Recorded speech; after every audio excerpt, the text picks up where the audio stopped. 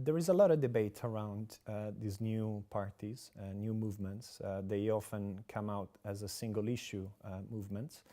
I don't think we can see many of them in terms of political parties, in a sense that there is an evolution. Usually you have a movement or you have an issue-based assembly of people that gather around one single issue that they want to push for. And then usually this issue becomes so big that it involves so many people, then bringing the movement basically to get access to the power and to become a formalized political party, if you want.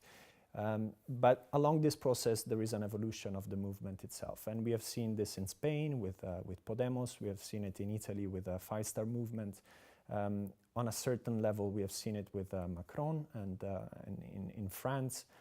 So I think there is a struggle that these movements are facing in a sense of moving from a one single issue platform towards a real political party that then has to deliver political results and policies on a wide range of issues. But of course, what is interesting to me when it comes to these movements at the early stage, it's how most of them are concerned about corruption and how most of them want to fight political corruption and eradicate it. And the question we need to ask ourselves is why? And of course, there is a strong frustration with societies that we see with the issue of political corruption. There is a failure of traditional politics in the last 40 years to be credible in fighting political corruption. Scandals are emerging all the time.